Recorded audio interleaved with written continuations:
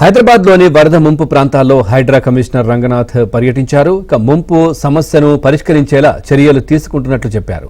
ప్రజలకు ఇబ్బంది లేకుండా వాతావరణం అనుకూలించని సమయంలోనే నాలాల పూడిక తీత పనులు కూడా చేపడుతున్నామనడంలో హైడ్రా కమిషనర్ రంగనాథ్తో మా correspondent Numan face to face ఇప్పుడు చూద్దాం.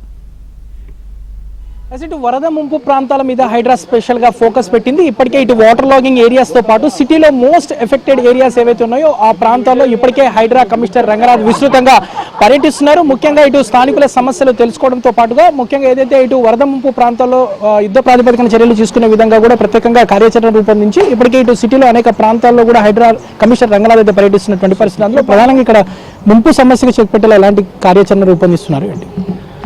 మీకు తెలుసు, దాదాపు 3 వీక్స్ బ్యాక్ ముఖ్యమంత్రి గారు వారు స్వయంగా సర్ప్రైజ్ విజిట్కి వచ్చారు. ఇక్కడ వచ్చినప్పుడు కూడా ప్రధానంగా రావడానికి కారణం ఏంటంటే ఎక్కడ సమస్య తీవ్రంగా ఉన్నదో అక్కడ ఉన్నటువంటి ప్రాంతాలని వాటర్ లాగింగ్ పాయింట్స్ ప్లస్ బస్తీల్ని కూడా చూసే క్రమంలో ఇక్కడికి రావడం జరిగింది.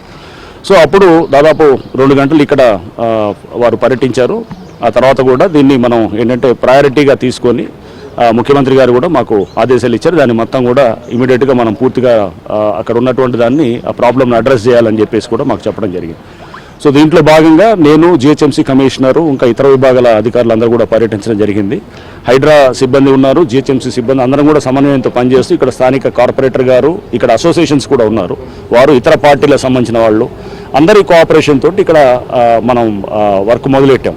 ఈ వర్క్ కూడా ప్రధానంగా ఏంటంటే మీరు చూస్తే మైత్రివనంకి 2 నాలాలు వస్తాయి. ఒకటేమో జూబ్లీహిల్స్ వైపు నుంచి కృష్ణనగర్ నుంచి వచ్చేటటువంటిది ఆ నాలా మైత్రివనం మెట్రో స్టేషన్ దగ్గరికి వస్తుంది. నెక్స్ట్ రెండోది ఏంటంటే మనకి ఇటు రహమత్ నగర్, నెక్స్ట్ ఆ తర్వాత మధురా నగర్ అటు నుంచి వచ్చేటటువంటి నాలా కూడా మైత్రివనం దగ్గరికి వస్తుంది. ఈ 2 నాలాల తర్వాత కిందకి మళ్ళీ వెళ్ళి అమీర్పేట్ వైపు వెళ్ళి అది నాలాలో ఒక సింగిల్గా మర్జ్ అయ్యి తర్వాత వెళ్ళటం జరుగుతుంది.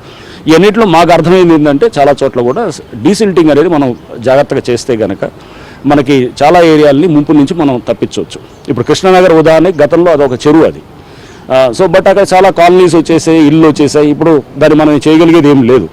ఆ ఉన్న ప్రాంతాన్ని జాగ్రత్తగా మనం గనక దాంట్లో సిల్ట్ మనం చూస్తే కనుక దాదాపు 8 అడుగులు లోతున్న నాలాలో 6-7 అడుగులు మొత్తం మట్టితో పూరుకుపోయింది. అంటే 1 అడుగు మందమే ఉందన్నమాట ఇది నీరు పారడానికి.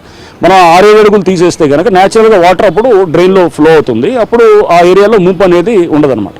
అక్కడ చూసి నేను వెళ్ళినప్పుడు చాలా ఇబ్బందిగా అనిపించింది. అంటే అక్కడ వాటర్ బయటికి రావటం, వచ్చేసి ఆ మల వ్యర్థాలు అంటే ఈవెన్ ఫీకల్ మ్యాటర్ కూడా రోడ్డు మీద అంతా కూడా అట్లా ఉండి అంటే ఒక దుర్బలమైన పరిస్థితుల్లో అక్కడ బస్తీ వాళ్ళందరూ కూడా ఉన్నారు. సో కృష్ణనగర్ దానికి ఉన్నటువంటి బస్తీలు. సో ఇవన్నీ మనం కనుక స్థానికంగా అక్కడ లోకల్ పబ్లిక్ పార్టిసిపేషన్ తోటి వాళ్ళని ఇన్వాల్వ్ చేస్తూ హైడ్రా మాకున్నటువంటి మెషినరీని ఇస్తుంది, జిహెచ్ఎంసీ సహకారం కూడా తీసుకొని ముందు డీసిల్టింగ్ అనేది ఈ ప్రాంతంలో ఈ క్యాచ్మెంట్ ఏరియాని తీసుకుంటున్నాం మేము. ఈ మైత్రివనంకి వచ్చే క్యాచ్మెంట్ ఏరియాని ఒక యూనిట్గా తీసుకొని దానికి పూర్తిగా వచ్చేటటువంటి వాటరు ఆ సిల్ట్ ఏదైతే ఫ్లో అయ్యే ఛానల్స్ అవన్నీ కూడా ముందు డీసిల్టింగ్ చేసుకోవటం. ఎక్కడెక్కడైతే చిన్న ఇంజనీరింగ్ ఇంటర్వెన్షన్స్ ఏమైనా సివిల్ వర్క్లు ఏమైనా చేయాల్సినవి ఉంటే కనుక అంటే పెద్ద మనం ఏదో వర్కులు చేయాల్సిన అవసరం లేదండి. ఉన్నదాన్ని మెయింటైన్ చేస్తూ ఎక్కడైనా వాల్ కొలాబ్సో లేకపోతే రిటైనింగ్ వాల్ కట్టాల్సినవి ఇట్లాంటి చిన్నవి ఉంటాయి.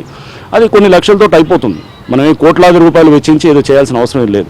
సో ఈ చేస్తున్న క్రమంలో మనకు ఆటోమేటిక్గా అక్కడ పరిష్కారం వస్తుంది. సో అందుకోసం మనం ఎంత తొందరగా మనం ఆ నీళ్ళని మనం గనక డ్రైన్ అవుట్ చేయగలిగితే గనక అంత తొందరగా ట్రాఫిక్ క్లియర్ అవుతుంది అన్నమాట.